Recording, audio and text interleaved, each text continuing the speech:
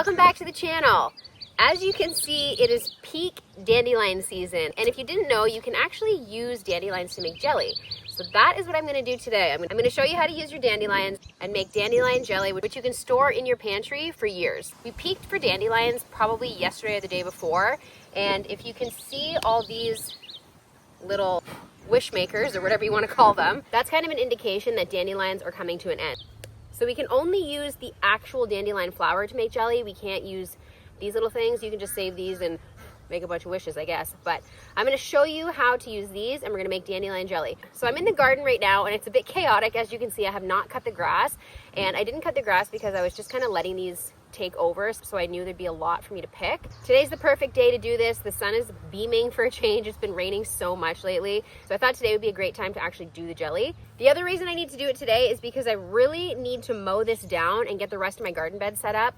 In one of my previous videos, I set up my 2 Vago garden beds, and I just ordered 8 more to finish this whole area with 10 raised beds. So I need to get my dandelions picked so that I'm able to mow this down and get my garden bed set up, which has to happen this weekend because it is the long weekend of May already, and it is time for me to start putting more stuff in the ground. Before we get started, I'm going to go around real quick and show you what's already coming up. So here kind of lies part of the problem. I'm not sure if you can see the plants down here with the little tiny white flowers and the little tiny red flowers.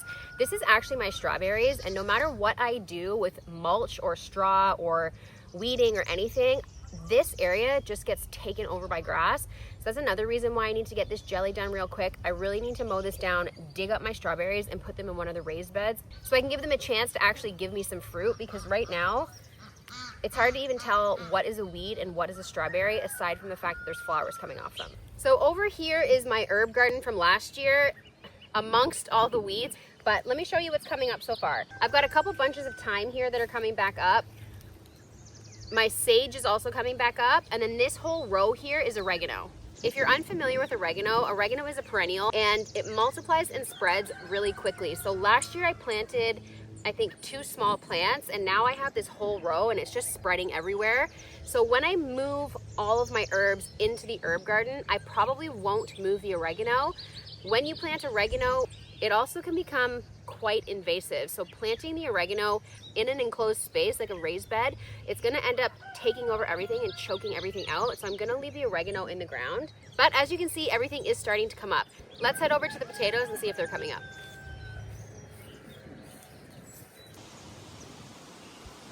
So this was the first plot that I planted my potatoes in this season, and this is the same plot that I used last season for potatoes.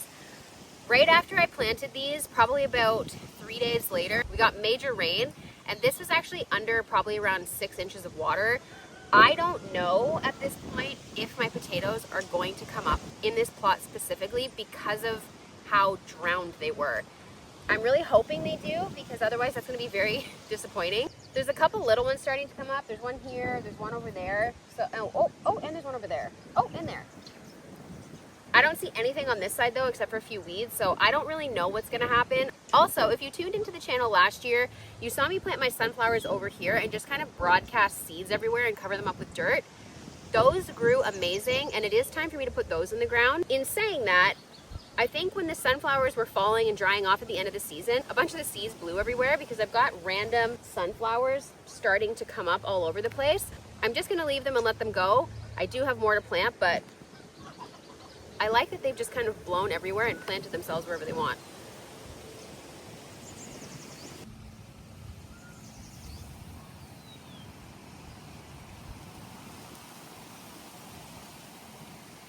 This is the second plot of potatoes that I planted, and as you can see, a lot of them, or I'm not sure if you can see because I might be blocking them, but a lot of them are coming up. And I also want to point out too, all the ones behind me here that you can see that are coming up and how big they are in comparison to these other ones that are really small. These plants back here were planted off of my own crop from last year. So these were planted off my potatoes that I grew.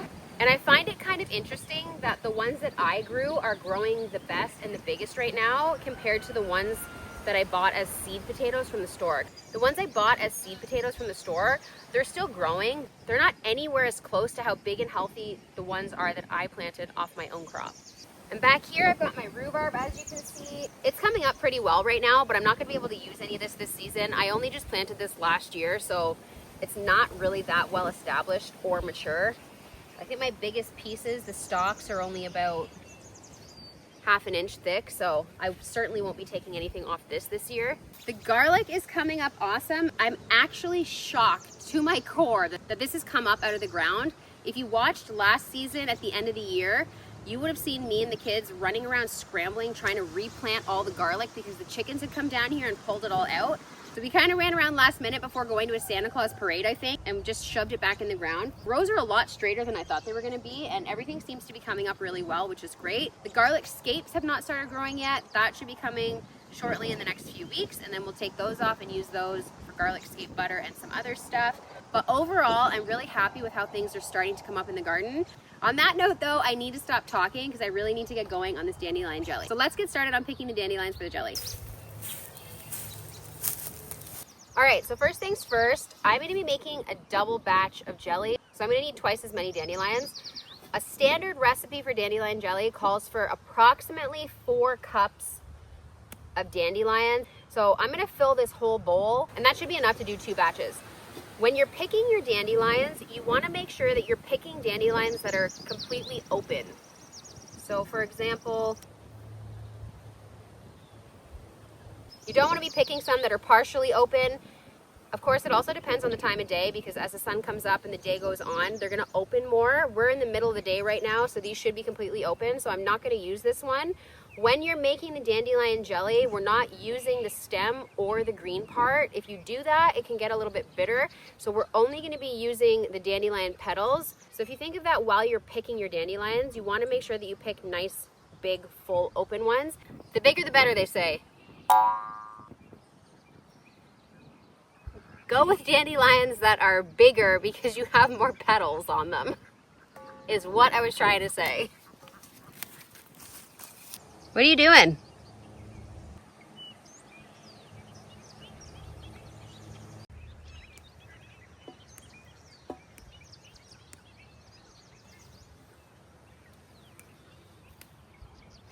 And make sure you get the bugs out of them because we don't want that in there either.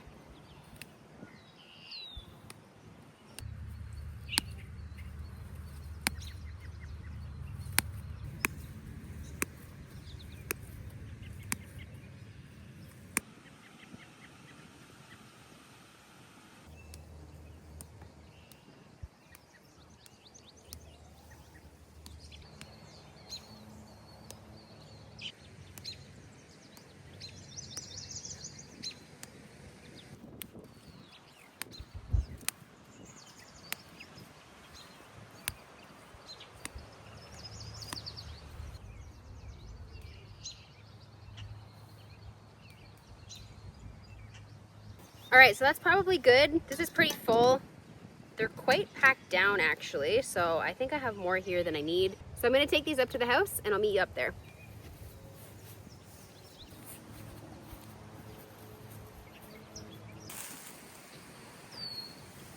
As you can see, the lilacs are starting to bloom.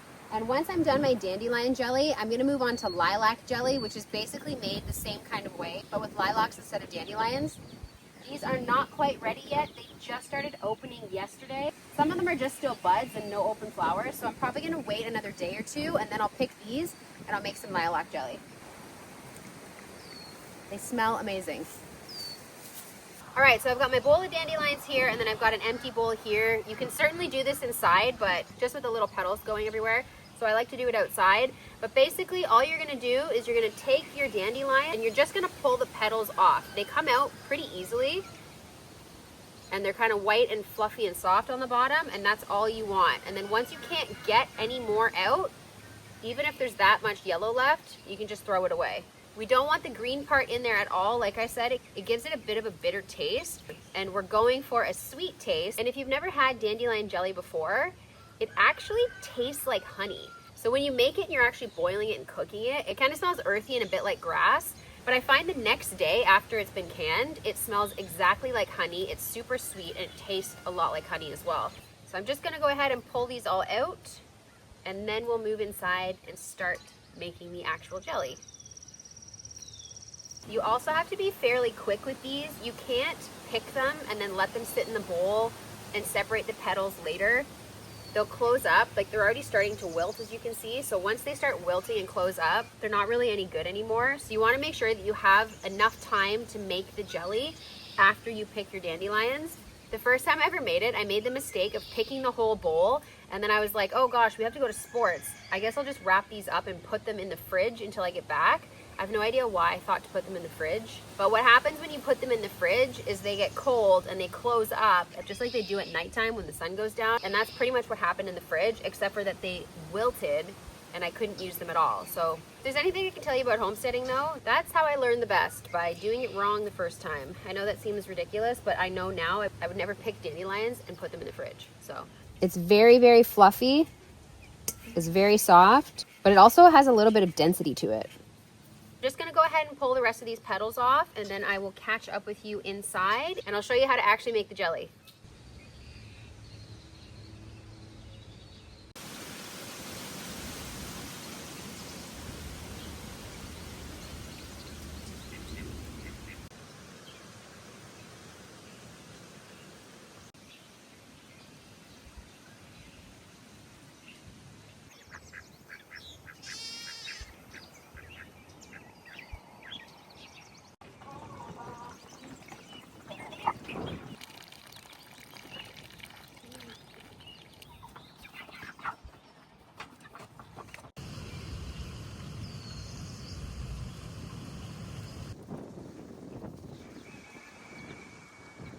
All right, so I finally finished pulling all the petals off my dandelions. And as you can see, all I've got left is this fluffy yellow and white bowl of petals. There are a few little pieces of green in there. Bailey insisted on separating the last little bit of them, and there are a couple green pieces in there, but that's okay. As long as you get the majority of the actual green part that's holding the petals on, as long as you get the majority of that off, you're fine. All right, so all we're gonna do is we're basically gonna steep these and make a tea with them, and then we're gonna use that tea as the base of our jelly. So because I'm doing a double batch, I'm gonna double everything that I'm putting in it. But if you wanted to make this on your own, you would just do half of what I'm using. So most of the measurements are 4 cups, but I'm gonna be doing 8 cups. So the first thing you wanna do after you have your bowl of petals is get a pot of water that's big enough to hold 4 cups of water and 4 cups of petals. I'm just gonna use one of these pots, and I'm gonna do 8 cups of water. I'll do 8 cups of petals, which is about what I have in here. This might be a tiny bit more than 8 cups, but that'll be fine. All right, so I've got my 8 cups of water, and I'm just gonna add my dandelion petals to the pot.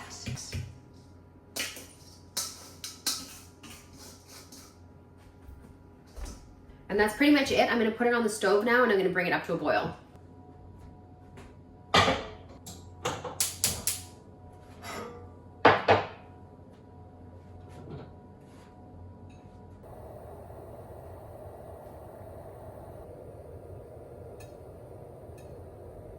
I'm just taking my spatula here and kind of pushing the dandelion petals down into the water so they're not all floating on top. I do want to get a concentrated liquid. So when you dump the petals into the water, they kind of make a layer, and then most of the petals will sit on top. So you need to push them down to be able to get all the flavor out of the petals. All right, so I've got all of my dandelions submerged in the water. All I'm gonna do now is bring this up to a full boil, and then I'm gonna lower the heat and keep it on a simmer for 10 minutes. While I'm waiting for the pot to come to a boil, I'm gonna go ahead and measure out the pectin that I need and the lemon juice and the sugar. That way, once this is up to a boil and has simmered for 10 minutes, we've got everything we need ready, and we can just put it all together.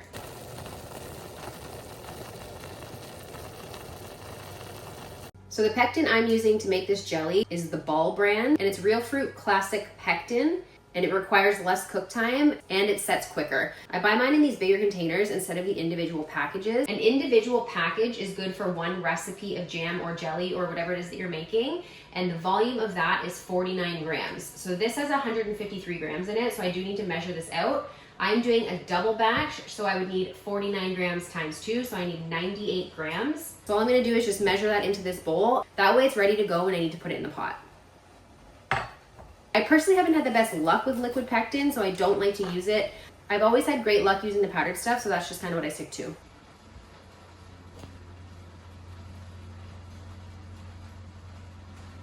Okay, so I've got 98 grams in here. That is ready to go. As you can hear, my pot is now at a boil. I've turned it down to low and I've set a timer for 10 minutes. So once the timer goes off, we'll move on to the next step. But while the timer is counting down, I have to still measure out my lemon juice.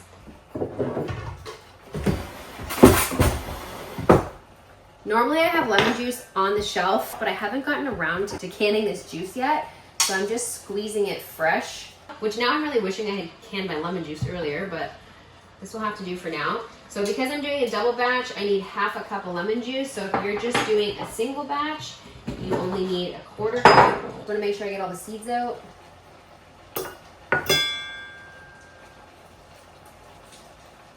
That noise you can hear in the background is Bailey riding her four-wheeler right outside the kitchen window.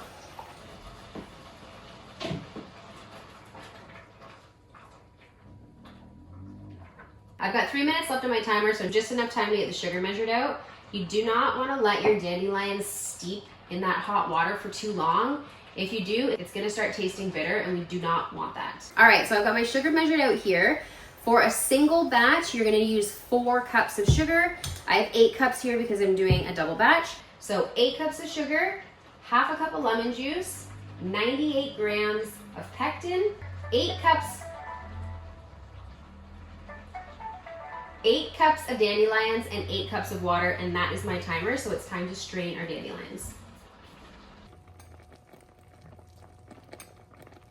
One way you can strain your dandelions is by using cheesecloth. So you could scoop them out, put them in the cheesecloth, and wring it out to make sure you get all the liquid out of the dandelions. I always have cheesecloth somewhere, and for some reason in this moment, I realize I actually don't have any cheesecloth. So I'm gonna go ahead and use this sieve in a bowl, and I'm just gonna pour it in here, and then I'll mash it down with a spatula and squeeze the rest of the liquid out. I don't know how I don't have cheesecloth right now because I always have it, so we will just have to improvise right now.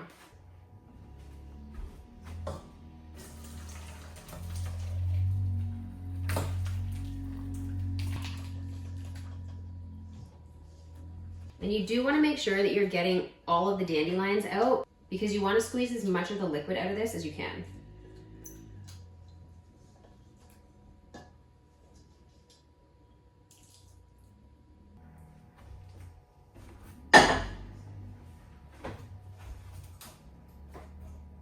Because we're putting everything back in the pot to continue adding the rest of the ingredients, I went ahead and rinsed out the pot I was using because there's some dandelion petals stuck to it, and we don't want any of the actual flour itself in the jelly. We want it to be, well, we want it to be just clear jelly. So rinse out your pot, and then once you squished out the liquid from the dandelion petals, you're gonna add it all back to your pot.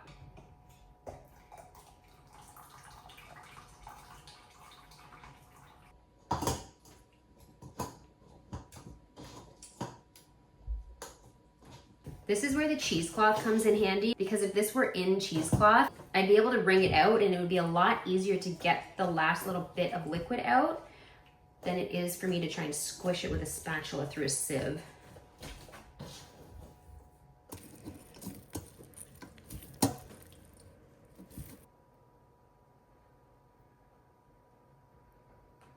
All right, so I've got basically as much of the liquid out of this as I can get, and I'm just left with this dandelion patty now. So now I'm just gonna return all the liquid back to the pot. We're gonna put it back on the stove. We're going to stir in the lemon juice and the pectin, and then we're gonna bring it back up to a boil.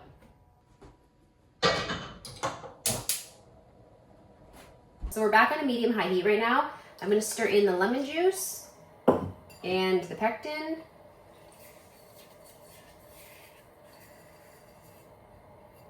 I'm gonna give it a good stir, and I'm gonna bring it back up to a boil. Once it's at a boil, we're gonna add in the sugar. While I'm waiting for this to come to a boil, I'm gonna get my water bather out, and I'll heat up the water in that. Once this is done, we can put our hot jelly into our jars, and then we can put them right in the water bather.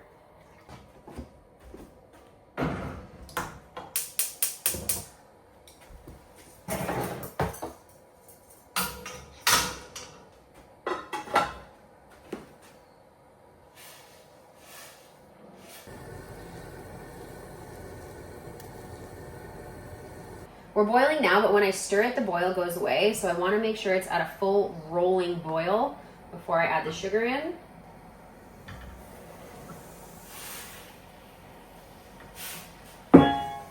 We want to mix the sugar in until it's completely dissolved. Once it's completely dissolved, we want to bring our jelly back up to a full boil, and we're going to let it sit at a rolling boil for 2 minutes. It smells really good. It smells like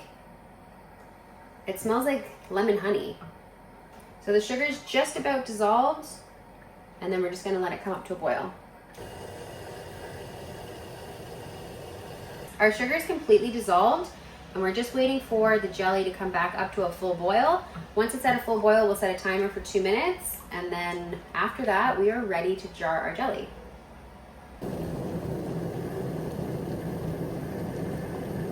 Okay, so we're at a boil now, so I'm going to set a timer for 2 minutes. And I'm going to continually stir this so that it doesn't boil over in my pot. When we pack this into our jars before they go into the water bather, we want to make sure that we're putting hot liquid into hot jars and not hot liquid into cold jars or cold liquid into hot jars and then putting them in the water bather. By doing that, you run the risk of cracking your jars. So if it doesn't crack when you pour the hot liquid into the cold jar, if you fill a jar with cold liquid and then put it into the hot water in the pot, your jar is going to shatter. I've definitely done that before. Once that happens, you've got glass all in your pot and it's just a giant mess. So it's best to just make sure everything is the same temperature before it's going into the water bather. All right, so my timer's gone off, so I'm going to turn off the heat. You can continue to stir this for a few minutes longer. If there's foam on top, you can kind of stir and skim the foam. I've actually never had foam on top of my dandelion jelly, so I've never had to skim it before. So I'm going to go ahead and just start packing my jars. I'm using 250 ml jars or half pints. You can use whatever size jar you want. This is just the size that I prefer for jam.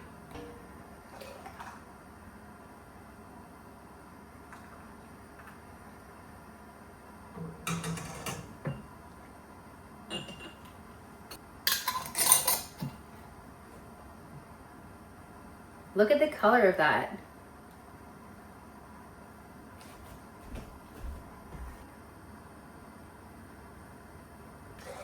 You also want to make sure that you're using sterile jars when you're packing your jam, your jelly, or really anything that you're preserving.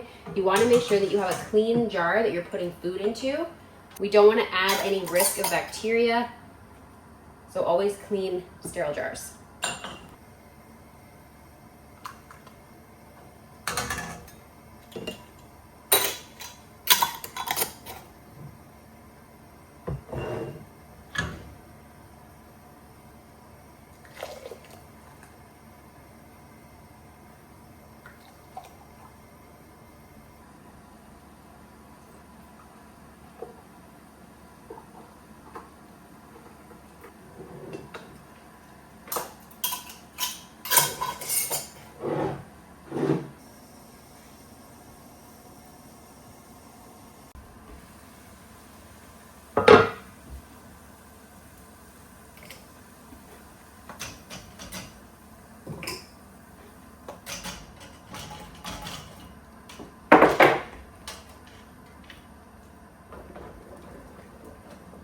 My first round of jars is in the water bather. I was able to fit 7 jars in there, so I will have to do one more round with the last 6. I got 13 jars in total, and all we're gonna do is we're gonna process these for 10 minutes.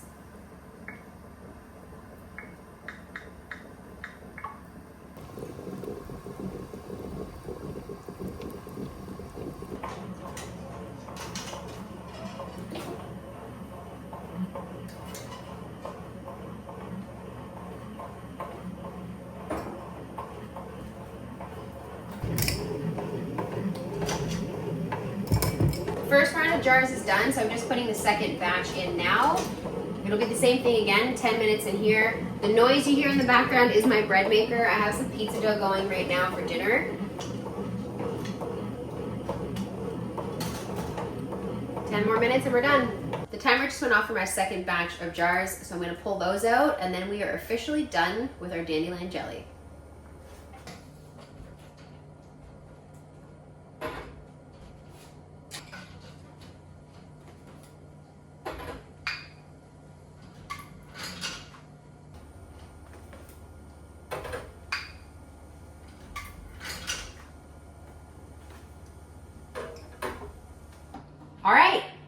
there we have it. 13 half pints of dandelion jelly.